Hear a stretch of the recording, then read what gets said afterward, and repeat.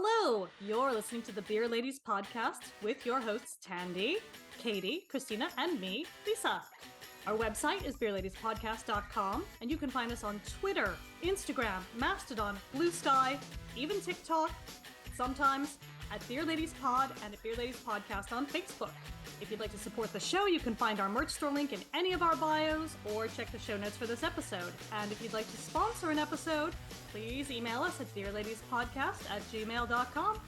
Now, back to the show.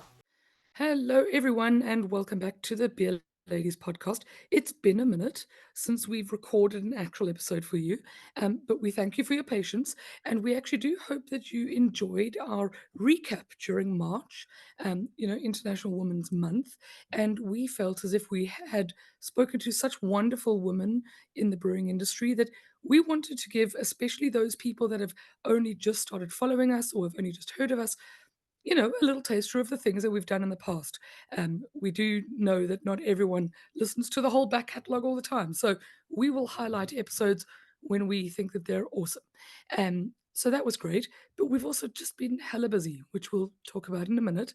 So, yes, thank you for returning and welcome back, friends, to the studio, the Zoom studio, I guess. Yeah. We're back. We've got beers. Christine has launched a book. I mean, we've done so many things. But you know what? Let's do a what you're drinking first. So, Lisa, let's go with you.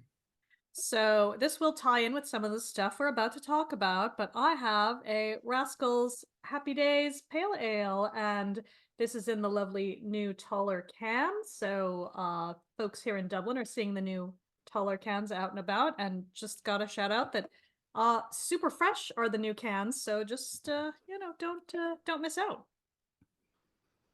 Indeed, Christina. I also have a Rascals. When I came back from my UK book tour, I had very kindly been sent a box of a couple of their beers. So this is the pink lemonade sour, and I drank quite a bit of this, not quite a bit, but I had two pints of this when we were at the Rascals launch this past Monday, and it was really nice. So I'm excited to try it in a can and see what it's like. But yes, and while I'm at it, thank you, Rascals, again for hosting my You're book here. launch on Monday. It was an amazing event. Thank you so much for everything. And thank you everyone who came out. It was just phenomenal. And I just so appreciate you. Oh, Excellent. they It did a was. great It was job. really fun. Absolutely. Okay, so I'm clearly bucking the trend because I already drank my Rascals beers. But anyway, I have got a Rust Bucket Rye IPA by Kinnegar. Mm. Kinnegar. I can never quite get the pronunciation right, but it will be Kinnegar in my brain because that's just the way it goes. But I think by now, if you've been listening to this podcast for a while, this is kind of the one that I return to quite a lot because I love it. It's delicious, and I love the black one even better. But easy drinking rye IPA um, with old Rusty on the can. Always happy. Okay, well, Sláinte, cheers. It's nice to see you all. Here. And it was so nice to be out Mm, and about the other night and see everyone. And for anyone who was yes. following on our socials, but there were all four of us together. Katie's not on tonight, but she will be back. Have no fear. So it was really cool to be all in one place at the same time. Very cool. And for those who should have FOMO, if you didn't come on Monday last, we launched Christina's book here with the Dublin crowd at Rascals on Monday. And it was just a lovely sort of, fairly small local event where Lisa was asking Christina a couple of questions, and Christina was just, giving the story of how the book came about. And it was just wonderful. And the book was on sale at the till, and there were lovely fresh beers and actually just such a nice crowd. Um, you know, pretty full. Rascals was pretty full. We had great pizza, great beer. It was just wonderful to celebrate Christina and her awesome book that if you bought, you would have seen they were signed. So And we sold them out. We sold out all the books at Rascals, which is incredible. I that's wow, blown awesome. away. But yeah. Mm, Yeah, very mm. cool. And we are hoping to see more of them locally at shops here as well. I know they're still figuring out how to make that happen, but available online as well. So Mm. Yeah, And available online at Amazon, Eason's, Dubray, and also on the Camera website. Excellent. In our show notes, we've had the Amazon and the camera links up for a little while. We'll add in the Easons and Dubray so that we've got it all for you, friends. You can go and buy Christina's book at your retailer of choice. But yes, very proud of you, Christina, and we are thrilled that we could do a launch. But this wasn't the only launch you've done. I mean, we No. spoke just before our sort of March Madness. We spoke about your itinerary. So, how was London, Edinburgh? All of the launch activity, I guess, all over the UK. Yeah. So we started off, Lisa and I went to Sheffield for Indie Beer Week or Indie Beer Feast. And then next week, the following week was Sheffield Beer Week. Yeah, What? Indie They're Beer like a Feast. portmanteau, Indie yeah. Beer Feast Yeah, and not Indie Beer Fest? Why is it's it called Feast. Feast? I know it's Feast, but why is it called that? Does anyone know? Huh, Don't cool. know. I mean, I I will don't know off the top say, of my head. I will say at least there was some food there because you know how it is. Sometimes Yeah, you go to a festival and there is no food, and then you're like, why? yeah, Just and there was bad choices. good But food. it So was maybe nice. it was also because the emphasis was also on food because there was a really nice curry place, there was a really nice toasty place, a place that did really good sausages. There was good food. The festival was really nice. It was a really good crowd. The beers were all really, really lovely. Shout out to Jules Gray for inviting me. Um, she's also been interviewed in the book, so she runs Hop Hideout, which is just fantastic. And she's got a Kickstarter going on at the moment, so we should probably Oh link yeah, we that as should link well to in the that. bio Good because shout. she's moving places, and I'm really excited for her and the whole team at Hop Hideout, and I just think they're wonderful. And so that was a lot of fun. And then I came back to Dublin for a little bit, and then we had the big launch in London, which was incredible at Temple Brew House, and that was just so much fun. It was so nice to meet people in person that I had only interviewed over Zoom. It was, oh my gosh, you're a real person, not just someone behind a screen. So that was just, it was so lovely. It was so wonderful. Also, I got to meet in person Lucy Young. She makes these ceramics. This one, if you're watching on YouTube, you can see. If you're not, I'll describe it. She made these beer mugs for International Women's Collaboration Brew Day, which it says International Women's Collaboration Brew Day, and then it has this lovely design, and they're amazing, and she's so talented. So I was able to buy that from her because I really wanted to get one when I was in London. And then I went to York for a couple of days with my family just to hang out and acquire some ghosts from the ghost merchants. um, and then the big Edinburgh launch as well, which was fantastic at Argonaut Books. And got to debut the collaboration beer that I made with Closet Brewing up there. Sort of an homage to the Scottish women of historical Scottish women and brewing history. And I should mention also at Sheffield, Hop Hideout, myself and Tourside Brewing did a collaboration beer called Eliza Smith, based on Eliza Smith's books and writings. So yeah, I've been so busy. You must be exhausted. I am. I'm just gonna sleep for the rest of the week. To be honest with you, I'm taking the rest of the week off, and I'm just relaxing. Much Sounds deserved. about There we right. go. Yeah, Yeah. absolutely. Lisa, what have you been up to, friend? Yeah, I mean, again, like Christina said, went over to Sheffield and that was amazing. And I know we're going to be meeting up with some of the folks we met there, like the Abbeydale folks are going to come over. So shout out. Can't wait. If you guys want to bring any of your mild related merch over, we would not be angry about that because I know they've just brewed a mild. So Yes. excited about that. And of course, I had, you know, as much cask as I could possibly have when I was not at the Indie Beer Feast, although there was also some there, which again, amazing stuff. But then after that, I also was in London for Paddy's Day because let's be real, like Paddy's Day here in Dublin can be a little messy. So sometimes it's nice to be somewhere else. But no, it was great. We saw Hadestown for the third time for me. First time in the West End though, and amazing cast. But again, you know, a lot of I wouldn't say a lot, I'll say some opportunity to get some local cask options because I'm always doing that when I'm over in the UK. So it was a really, really nice, you know, excuse me, a really, really nice short break. But since I was with the smaller kid, it wasn't just a kind of free for all. But that said, we had a really good time. And I've been, you know, writing up a pub a week on the whole weirdo Dublin pubs. So I'm working on this week's entry. By the time this drops, it will be out. I will I'll just put in some hints. I'll say Christina and I were just there, so it will not be a spoiler to her, but a little bit more city center than I usually do. So folks can look out for that. And I have to say, I was at Underdog the other night for a different Rascals event. So again, Rascals is shot through everything we're doing at the moment. They had a tap take over there that was so much fun, but I had so many people come up to me and ask me about recent entries on the blog when I was there. So I'm like, oh, even if it's a small group of people who are reading, all my beer nerd friends are reading, and they seem to be enjoying it. So I think that was a lot of fun to kind of get that sort of validation is the wrong word, but just to have them say, "Oh, I think I know what you were talking about when you said X or Y, but you didn't want to say something." Like, yeah, we had a good chat about that. So I think as ever with this kind of thing, if people want to know more, come say hi in person. I'm not going to put it all out there because sometimes you want to be polite too about a place that maybe wasn't the best. But I'll say if I did have a really bad experience somewhere, you're not going to see it on the blog because no one needs that kind of negativity. But a Yeah. lot of fun. And again, then sort of culminating in Christina's book launch. And it's so exciting to actually have it behind me now here live. So I think yeah, it's been busy here too. But yeah, Tandy, tell us about you've been having all kinds of busy times too. So Mm.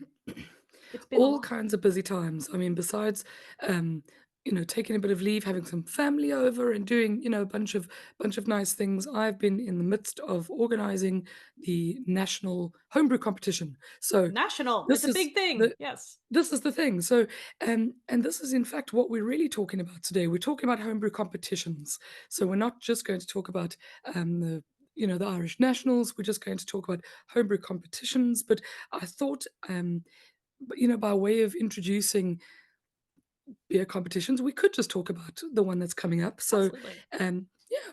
So for all of the home brewers and also judges, volunteers, anyone interested in just seeing how a homebrew competition is run, ours this year is happening on the 18th of May.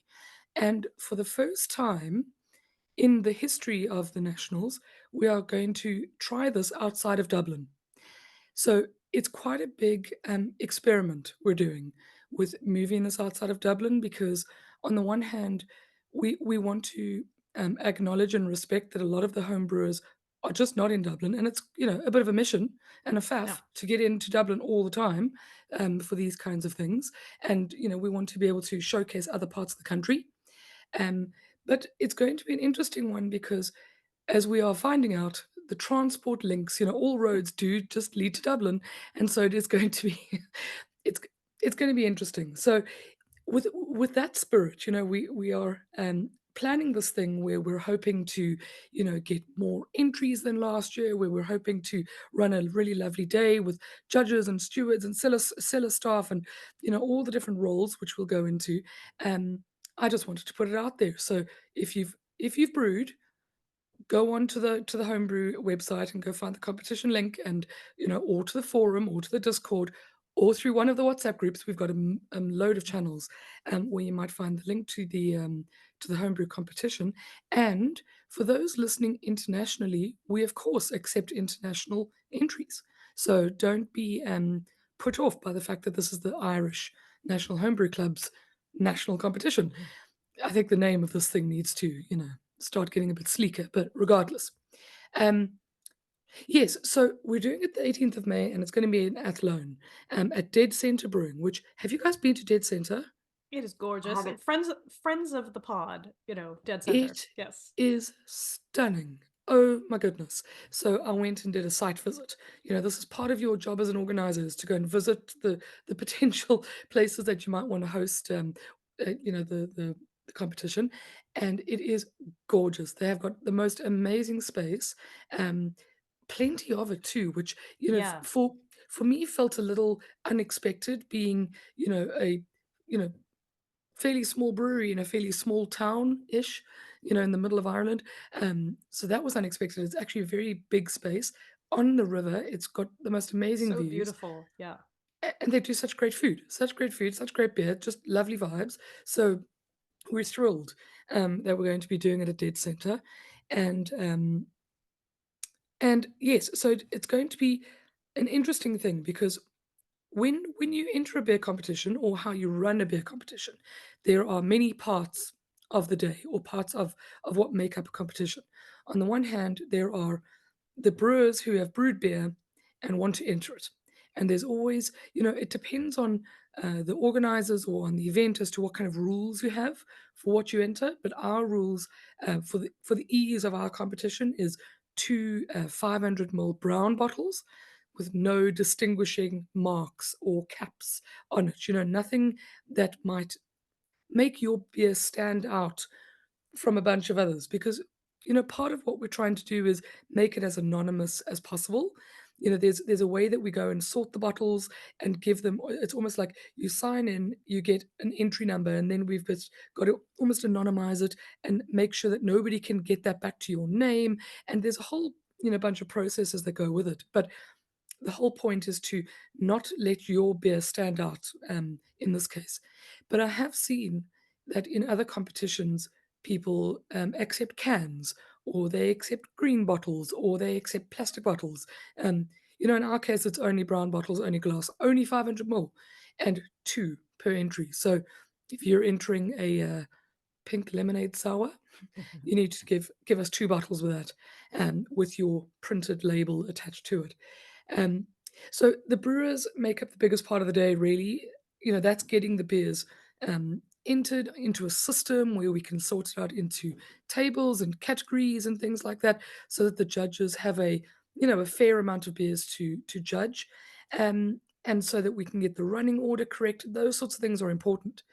But there are other roles on the day, and Lisa and Christina here have both been judges and have both volunteered at competitions before, so we'll talk a little bit about that. But the judges, typically you'll see at a competition, especially if it's a BJCP competition, there are other types, but BJCP specifically, you almost get prioritize the BJCP judges over other kinds of education or other kinds of experience. But people from commercial brewing tend to come and join the judging panels, as well as people who are cicerones, or there's a lot of different people. So don't be put off if you haven't passed your BJCP exam yet.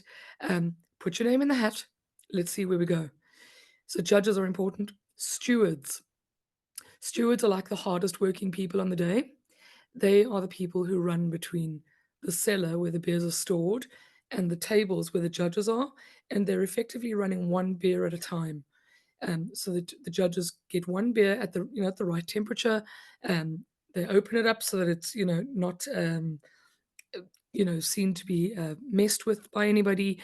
And they also collect and take the score sheets to whoever is capturing the data of the beers. So you get score sheets, you get like table sheets, you get all sorts of like different bits of paperwork and bits of data that we collect. But the stewards are really the ones who are running back and forth and making sure that the judges are going on time. That's always a bit of a thing. We tend to allow 10 to 15 minutes per beer, which sounds very short, and it is very short, but it kind of has to be. If you're trying to get through 200 odd beers in a day, there's no time to be spending half an hour on a beer. Yes, that's judges and stewards. We've also got the cellar staff. The cellar staff sit. There's not too many of these sorts of people, but they sit within the cellar, and what they're really doing is giving the right beers to the stewards in the right order and making sure that they've given one and that they've got the other one. By the way, do we know the reason that we have two bottles in a competition? Let's see I if mean, I I bet you both remember. do. I'm just, I mean, now this is going from memory. I think it's in case one like either went off or exploded, or all of those things that can happen. Or if there was just an accident and someone spilled, you've got a backup. Or it may get to a final judging table and you got to have some left. So that's it. That's it. So for the most part, we get two bottles because on the chance that your beer goes into a best of show, which is basically to get into best of show, your table, which is typically split by category or subcategory of beer style, but your beer needs to win that table to get into best of show. And by the time it gets there, what we actually need is a fresh bottle, because it could have been a few hours between the initial judging and the best of show judging. And if all you're doing is recapping it or not capping it at all, Yeah. it's not going to taste the same way that it tasted to the judges, when they judged it quite highly. So typically it's so that we've got a fresh bottle for best of show. But yes, Lisa, you're right. Absolutely. If something happens, we can And things do consider. happen. It's not saying they Yes. constantly happen, but things do happen, especially as it gets going for a while. So, and No, especially as, definitely. again, to call out the stewards, hardest working people, they're getting their steps in, especially in a big place, hopefully like Dead Center, where they're going to be going up and down steps. And so there is, the occasional spill, things like that, but mostly Yeah. it's just amazing work. But I have been at competitions where the steward, like you said, if they're the one opening, which they typically are, they might get the overcarbonated beer, kind of all over them. So it's not risk free. You wanna be prepared. But I would say, given last year's caliber of beers, I don't think there'll be any of that. So Mm, mm. so do not be afraid. Come volunteer. Yeah, absolutely. It's actually a lovely way, for people who are thinking that they might want to do the BJCP exam one day. Being a steward is a really great way to see what you'd be in for, as a judge one day. Because, on the one hand, you can already get your BJCP points for Yep. stewarding. You get volunteer points, which is amazing. On the other hand, it gives you a real insight into how the judges think about and talk about beer when they're judging. So at every table, there are two judges, and that is because we want two independent scores, and then they talk, then they confer and come to, let's say, a compromise on what the score is. Sometimes what we see, and you guys will both know this, but sometimes what we see is that in the first beer, people could be a little bit out of sync. They're not really Mm. well calibrated. And often the first beer, you need to go through a little bit of debate back and forth to say, okay, but I picked this up, or did you pick that up, and how much did you mark that down, or how much did you mark that up, that sort of thing, to get to within sort of 5 points of each other. And we've done some BJCP talk on this podcast before, but beers are scored out of 50, and so to get within 5 points of each other, that's 10% margin, which is great. And so the first beer is often a little bit of a calibration beer. But it doesn't mean that the score is wrong. It just means that the judges are getting in sync. And then after that, you start to see they're a little bit closer all the time. They're a little bit more aligned with each other. Sometimes there are big disagreements, though. Have you guys ever been at a table where you've had a wildly different score to your judging partner?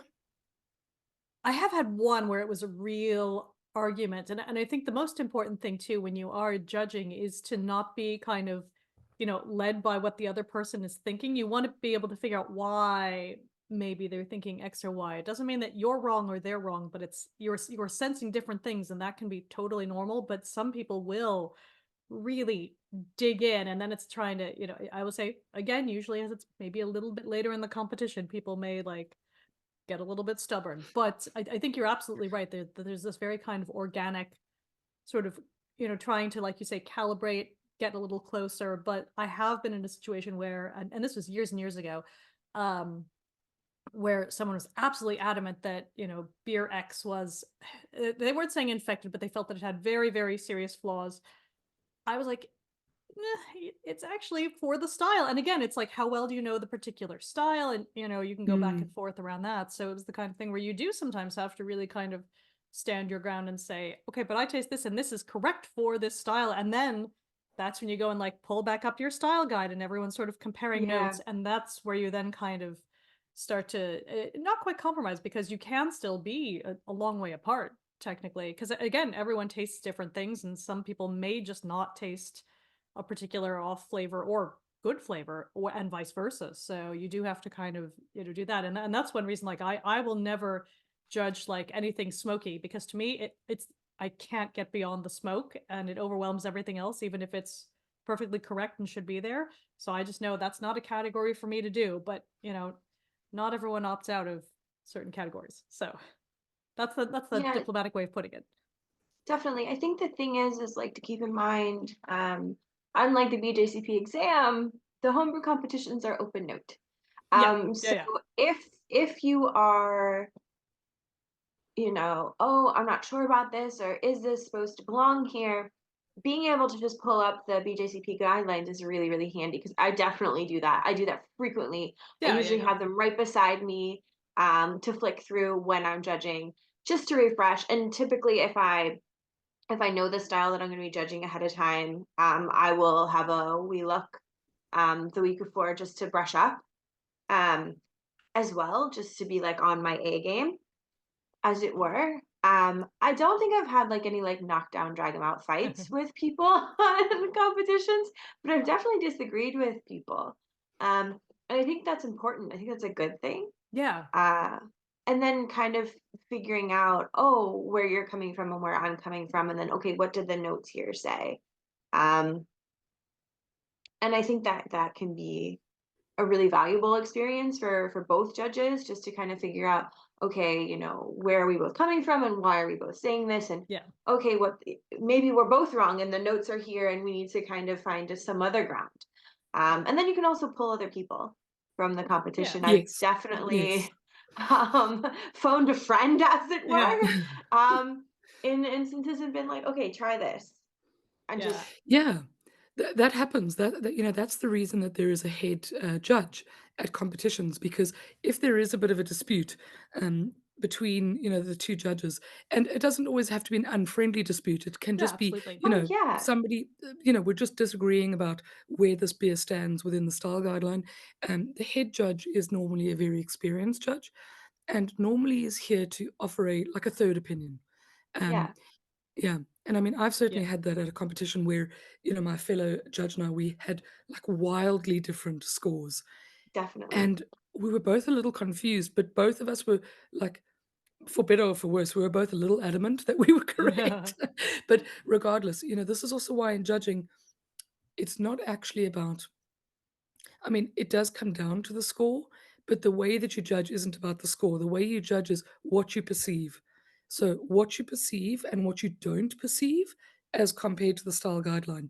How you then mark it down or up, that that can always be fixed. But what can't be fixed when you're actually judging is if you didn't note down an off flavor or a perceived flavor, whatever it was, it was very difficult even for a head judge to come in and say, well, you know, why did you mark it 23 and not 31?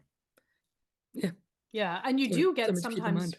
beers that, you really change your opinion of, even in that short 10 to 15 minutes. I've certainly had, there's one that stands out in particular for me where, again, many years ago, this was not in Ireland, disclaimer, where when I first had this beer, and I will never forget it because it was a porter, and I was like, oh wow, this is really interesting. This coconut porter. It tasted like like an almond joy or a Mounds or something. And then as it went on, I was like, oh, that coconut flavor is not there on purpose. Okay, that's interesting. But the warmer it got, the more that flavor, became clear it was more like from oxidation or something Mm, than was, there on purpose. And it went from being like, oh, this is a really nice coconut note to this tastes like plastic in the beer.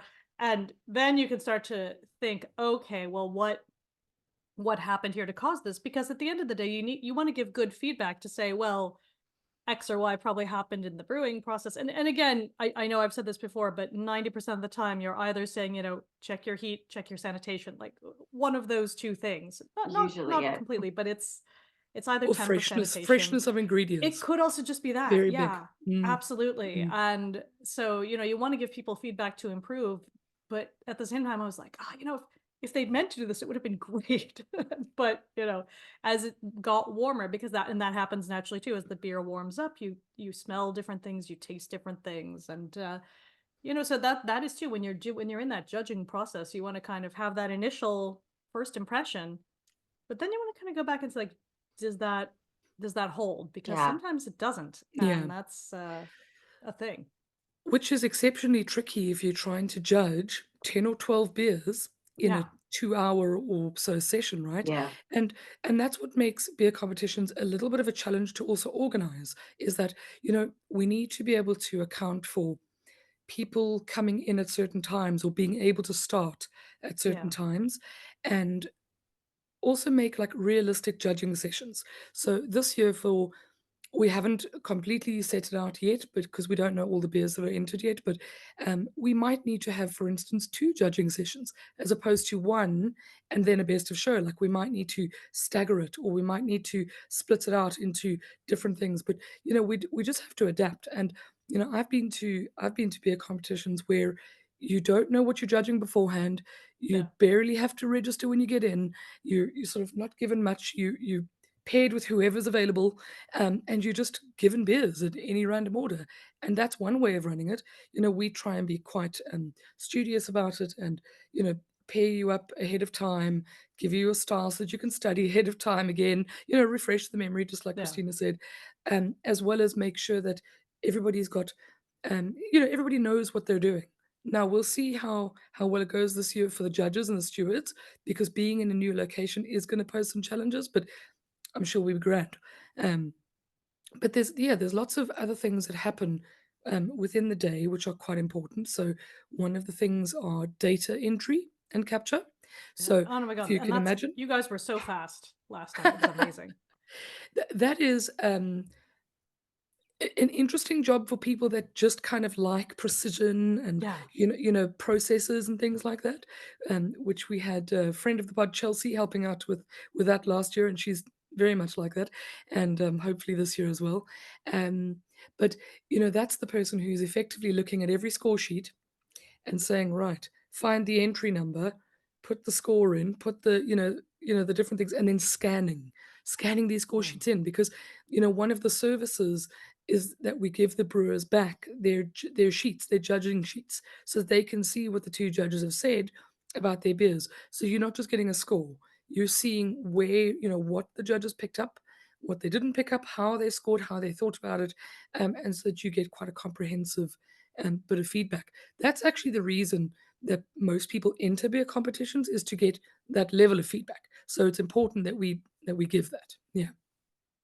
Yeah, absolutely. And I think that's one of the things that I've been very impressed with the ones here, is really being able to pair people up where maybe like one judge has a really deep technical knowledge of this kind of brewing process, and the other one maybe has the taste for it. And so it's nice to be able to balance those things off of one another. Because I judged some lagers last time, and I don't brew lagers at home because that's hard. So, but I know what's going on. But I was paired up with Tom. Hi, Tom, if you're listening. And it was great because he does this kind of thing at home. So I Mm. can have this bit where I know enough to be dangerous about what's going on, but he could really get in depth and say, oh, I think X or Y might have happened. Like, whereas, like we said before, for brewing, a porter or a brown ale or something, I know what's going wrong because I've had it happen, and so it's easier to kind of get into some of that. But then when you do get into some of the weirder styles, then it's almost like all bets are off, because it really just depends, like you say, Mm. ingredients, what were they trying to do? And yeah. Well, that's an interesting one. I mean, what kinds of beer styles do you guys like to judge, dislike to judge? I mean, Lisa, you've said smoked beers. I'm with you. I sort of can't easily get past the smoke, so I'd avoid those styles. But Christina, what styles do you love to judge, hate to judge? Well, I used to think I didn't like to judge stouts, and then I judged stouts and it was fine. So that's not a thing anymore.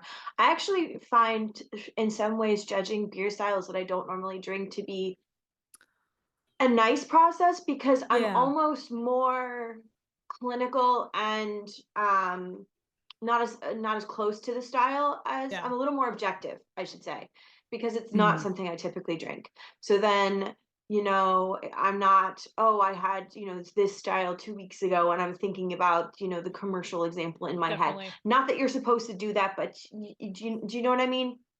Because you Yeah. really are just judging it to the thing. So when it's not a beer that I typically drink, I don't have anything in my mind. So I can just go in with a completely blank slate and go in, okay, this is what I perceive. Okay, that hits that. This is what I perceive. That isn't right.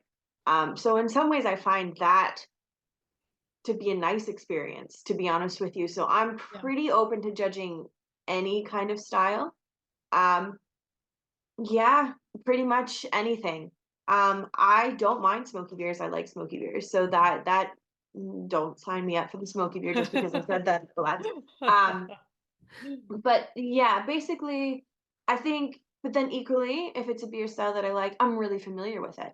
So I know what should be there and what shouldn't be there. So Mm. that gives me an edge on that way because I'm quite familiar with it. So I know, okay, this is probably what happened in the brewing process. This is probably the typical kind of ingredients. This is kind of what we're looking at. Okay, maybe this is what happened here. So there are advantages, I think, to doing styles both that you drink a lot of and don't drink a lot of. And I think, Yeah. Mm. you can use both of those things to your advantage when you're judging. Yeah, I completely Yeah. So agree. yeah. Yeah, and I think there's Yeah. a funny thing too where, in the BJCP guidelines, there'll always be, there'll be one or two examples of the commercial sort of example of that. But I do feel in a lot of the styles, and this is very natural, but like there's been such a drift from kind of what that initially sort of chosen as the perfect example of the style was, because these things do change over time and they evolve, Yeah. and that's very normal. But if you've got in your head, oh, this should taste like that, maybe they did 10 or 15 years ago, but now there's a different kind of, Yeah. Mm. Yeah. flavor profile that is what people are brewing. And so I think you have to have that in your mind too, that even if everything says it should be this, these things do change over time. New categories get Yeah. added, They Yeah. or do. they get Yeah. revised. And, Yeah. it's important to sort of be able to flex with that, because some people Uh-huh. do get very fussy about that. So, Yeah, I think that's actually a huge thing. I think when you're judging a BJCP competition, because there are other types of competitions, absolutely. but if you're doing BJCP judging, you should not be comparing it to commercial styles Mm. because, like Lisa said, a lot of people just go rogue. They're doing which is great. I mean, it's a commercial Yeah, style. It's fair not play. at a BJCP competition. Do your thing, like live your best life. Who cares? But at competition, it has to match the style guide. That's the whole point Agreed. of trying Yeah. to make some kind of objective beer, quantifiable way to judge beer. So Mm. you should not at all be comparing it to commercial examples when you're judging. You can think of it in your head like, oh, I like this better, or I like this, but it shouldn't Yeah. come out on your sheet or your score. Definitely. I mean, commercial styles are handy when you're studying Yeah, because if absolutely. you've never tasted that style before, it's nice to be able to have some sort of comparison. Because not everywhere in the world has access to a dark mild or, to a Bretted sour or, various different things. But so it's nice to have those sort of commercial styles to compare against, but that's not what you're judging at a Yeah. competition. Mhm. You're Yeah. judging that beer against that guide, the guideline, the style that it was entered into. Which brings us to our favorite topic of tips for the home brewers in competitions. We have done this a few times, but it's worth repeating. And the first biggest advice I will give is taste your beer before you enter it into a sub style or a style, Yes, please. please, Yes. because Yes, there have been, oh oh, so many good beers that just don't match the style, Yeah. and it's yes, incredibly frustrating, um, because then the notes for further is, "This is just not the right style. Yeah. This is a great beer, but hmm I cannot give you the points, my Yeah. friend." yes, and that's the whole thing is that if you think that you've made the best IPA of your life, but when you actually taste it, it tastes more like a pale ale. Enter it into a pale ale. Yeah. Don't enter it into the IPA because you will be marked down. There are differences between the styles for a reason. Um, and if you are entering it into a style without tasting it, you are at risk of being in the wrong category. And a great beer in the wrong category cannot win a medal. That's just the truth. Yeah. And we've all Sucks, we've but all it's the had truth. that many, many times. I Yes. would say it's almost the most Yes, common thing is Yeah. fantastic beer, wrong yes, category. And you just, yes, and often, It's because here, like, you might know them, you can just come and say, we loved it, but it was the wrong category. But yeah. yes. yeah. And it's desperately It's sad. you feel so bad because, oh my gosh, this is great beer, but Yeah, yeah. it doesn't hit, what it I judged at a competition recently-ish, I can't remember, but I was judging IPAs, which was a bit of a new one for me. I decided to go into this one not setting my preferences Mm, because I wanted to, you always want to, as a judge, I think you want to get a bit of experience in a lot of places. and I don't want to pigeonhole myself, even though I actually really love to judge lagers, but whatever. Mm. Um, so I was judging IPAs, and there were cases where the person had entered it as a like typical American IPA, but actually it was very much like a hazy IPA, as Yeah. in not just in look. I talk in flavor, in profile, in everything, and I was like, oh, this would have been so good in the right category. Or the other way around, you know what I mean? If you're entering it into a hazy IPA and it comes out crystal clear in the glass. Yeah, and I do think that's gotten a lot harder as things have become Mm, more, sort of, more sort of discreetly categorized. It's, the set of sort of guidelines used to be much smaller than it is now. So for anyone who's doing the exam now, like, oh my God, you have so much in your brain to just memorize. Like you see, you're not worrying about that in a competition. You can look at it, but just I feel like when I did the BJCP exam, which would have been like 2008 or something like that. Now, like, there was one kind of IPA. Like, there weren't all of these mm, sub styles. And now, just thinking about, oh, how did this come out? Like, if you're brewing at home, like, how do you want to categorize it? Because now you have all of these quite nuanced sort of sub styles you might go for. So you, again, taste it, see where it really goes, and or where you think it really goes, and then hopefully, fingers crossed, it won't have gotten weird and sedimenty in the meantime. So and ask questions to your in our case your local club. If you're part yeah, of Capital Brewers or We County Brewers or Garden County or whichever club you might be part of, Midlands, Connacht, like ask your club. Get opinions. Say, guys, whatever. I thought that this thing was going to taste like this or look like that, but actually it's tasting a little bit like that. And actually the mhm, ABV is this. Get opinions, because if yeah, you can't quite pick it out, rely on help. You know, those friends of yours might be judging, but they may not be judging your beer, so don't worry about it. yeah. And when in doubt, reach out to the organizers. We can always help sort out your beer categorization problems.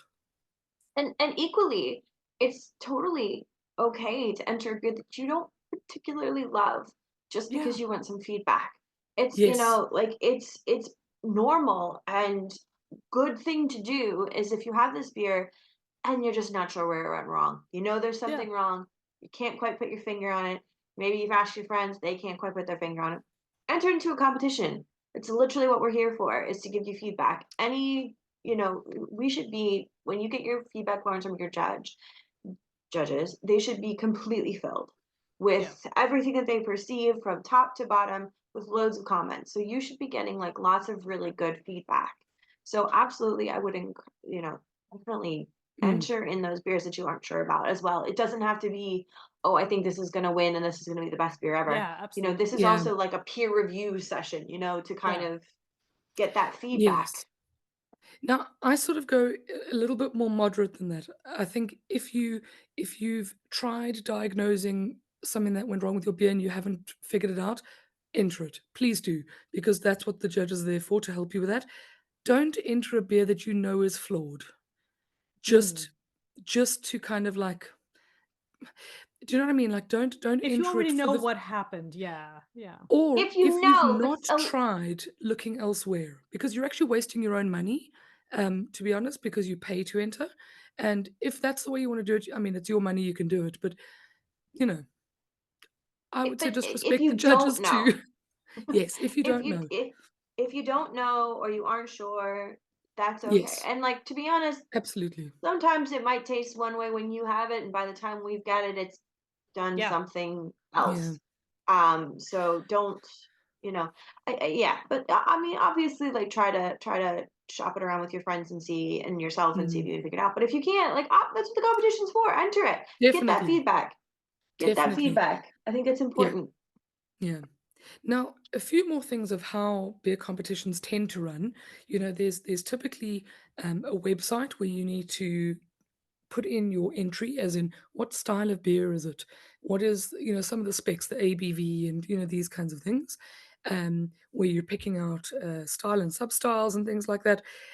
Typically you pay for your entry there, and on that website you can also volunteer as a judge or as a steward, or well, you're actually just volunteering really, and your experience will tell us where you go. But the next sort of stage is, closing the entries. And then these bottles all need to be collected or dropped off or shipped, to a central location where they go and get sorted. It's like a whole day, typically about a week before the competition, and it's quite a big effort with, you know, 15 or so people in our case to get that done. And then those beers they need to be shipped to the venue and then stored. They're stored cold.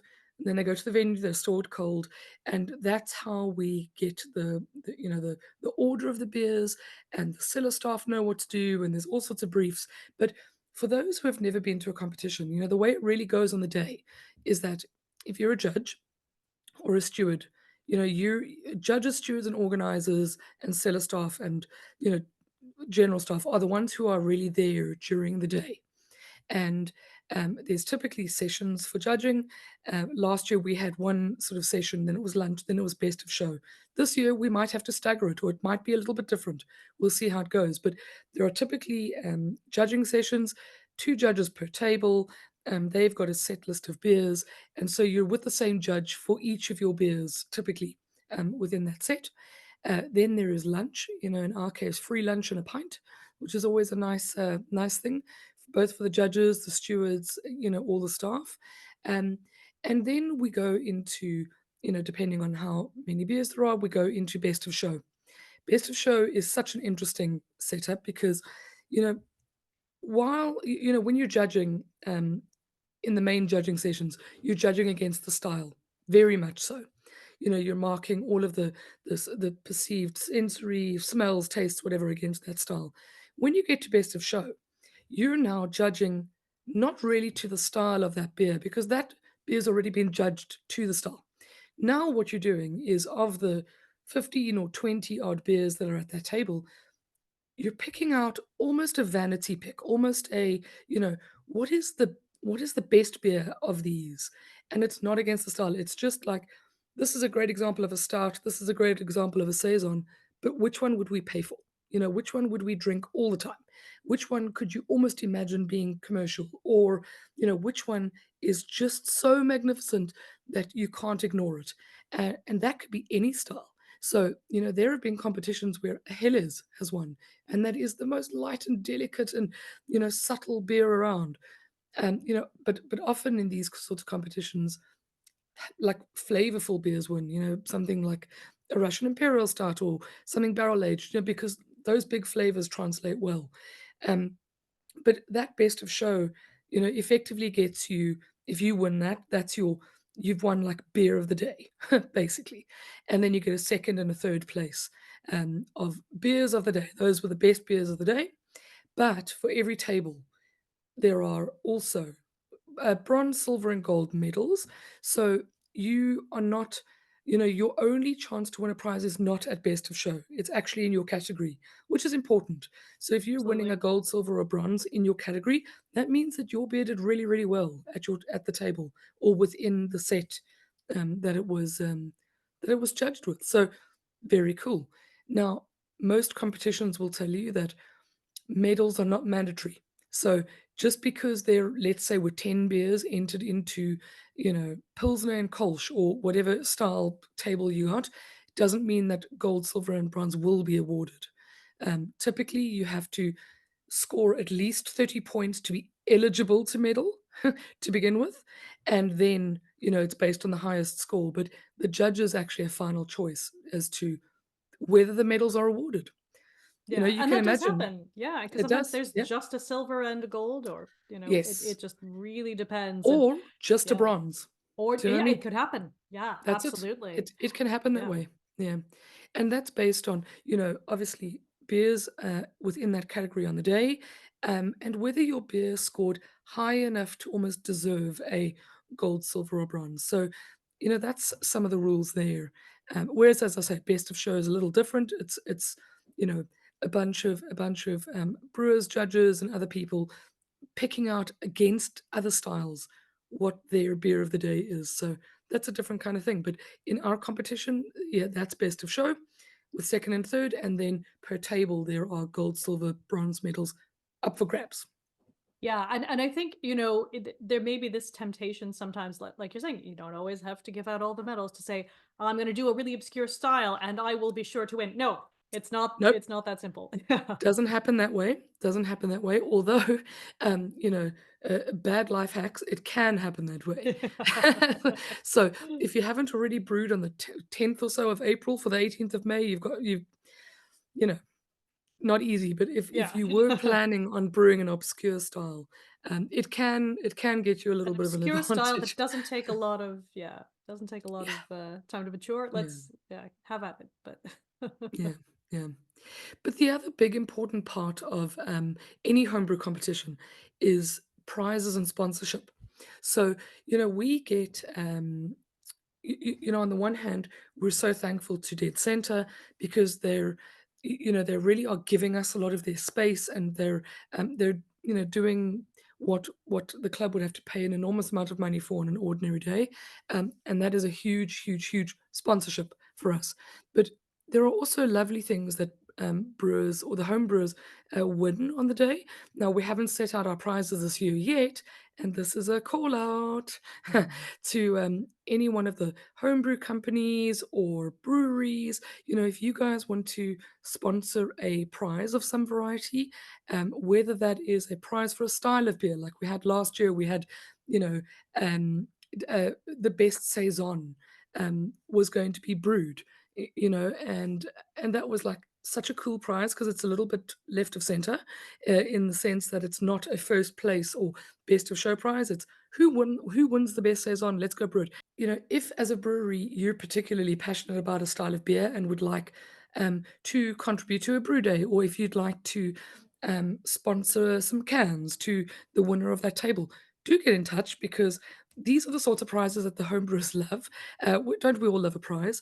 Um, and it's just a lovely thing. So yeah, get in touch with me specifically if you'd like to sponsor some prizes for our nationals coming up in May. yeah, and some of those are amazing prizes, like like those, go have a brew day somewhere, like you said, your beer is going to be produced commercially. Like some of these are really phenomenal, or where you get a trip somewhere. There's a lot of different ways, but again, it could be, t-shirts, hoodies, all of the things. It doesn't even have to be something big. It's all appreciated. So Yeah, absolutely. Definitely. And little thing, not even little, but we've often had things like a bag of malt, sponsored, which is just, I mean, these are home brewers. Of course they're going to love a bag of malt. Who wouldn't? didn't So Tara win the it's, bag yeah, of malt? It was very funny. Yeah. it actually might have been. So Tara, a friend of the pod, won gold medal last year for her brown ale, which was very, very Which was cool. gorgeous. Yes. And she sat her BJCP exam along with Quiva, another friend of the pod. So Yes. well done to both of our friends there.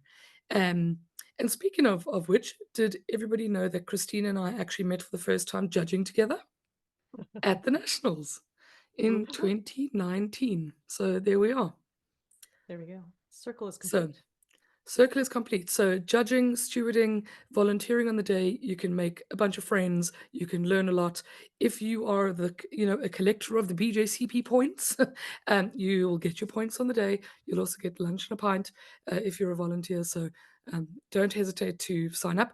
And as I said in the beginning, this is not for people in Ireland only. If you are in the UK, or if you fancy a travel over from anywhere, the US, we had judges last year from the US who traveled over for it.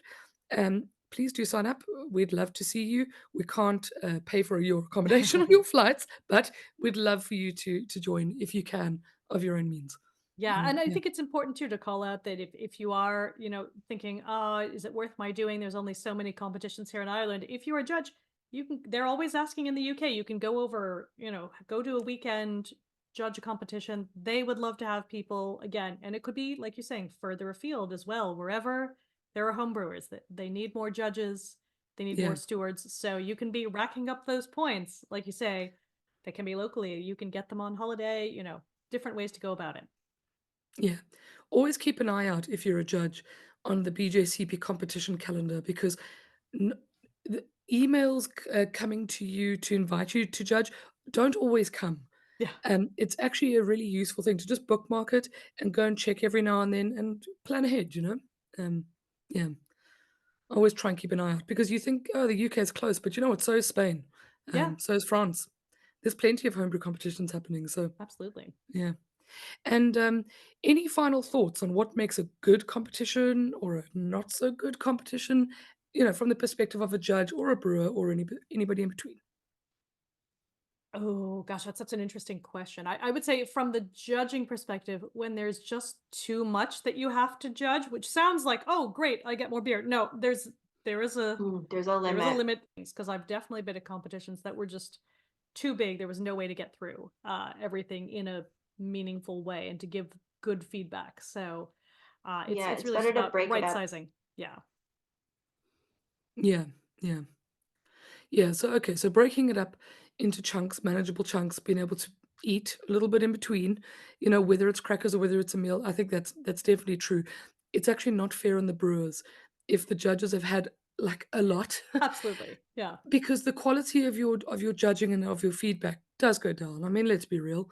So yes, I think that's important. Christina, They've anything done from you? I don't know Mm, if it extends to, homebrew competitions, but it definitely extends to, like, grading exams that, you'll grade the, like, last ones right before lunch harsher, and then the ones that you have right after you eat, nicer. So, like, I try to keep that in mind when I'm judging and make sure that I'm, like, trying to very much keep the same energy the whole way through, but I do think mm, breaking things up is important, if there's a really massive category. So I guess I would probably just echo what Lisa said. Like that's really important to be mindful um, of the judges, um, because yeah, I don't know. I really think like having a nice environment is also important. Like Yeah. making sure that it's not too loud, mm. and that you can really focus on what you're doing and actually hear the other judge. Because I struggle a lot to hear when it's really loud and there's lots of people talking and there isn't good acoustics. So I think that's actually really important as well. Yeah, I Making think that's sure a that good it's a point. place where people can hear each other. Yeah. Yeah, And I think, I think we're really lucky here, but I've definitely been at some places where, people aren't necessarily respectful, or it can feel like a bit of a sausage fest sometimes in some places. And again, most people cool, but there's always, well, one says, I've been in competitions where there's that one guy who's annoyed that there's any women there, and you're like, really? Okay, whatever. We don't ew. have that. I've never run across that here. So again, No. full disclosure, but I think it's nice to have just a respectful environment where everyone can disagree. Like we were talking before, it's good to have disagreements and talk about the why. And I think having an atmosphere where that's okay is really important. And I feel like we, but Tandy, you make it happen. So there you go. It's all Yeah. you. Yeah, I think you have to be open Ah, to being wrong or to change your mind. I mm, think Yeah. that's a really Yeah. important part of judging is that you need to come in there and hold on to your opinions. I don't mean let Yeah. someone Yeah. Yeah. steamroll you, and I don't mean just change your mind. But you have to be open to the discussion and saying, okay, you know what? Actually, I think you might be right. Or you know what? I'm gonna stay here. I'm gonna stay right here. Absolutely. Or maybe yes. I'll move a couple steps up. But you have to have that mindset of okay, I might need to be flexible here. But let's talk about it and see where I am, or I'm gonna hold my ground and you need to be flexible.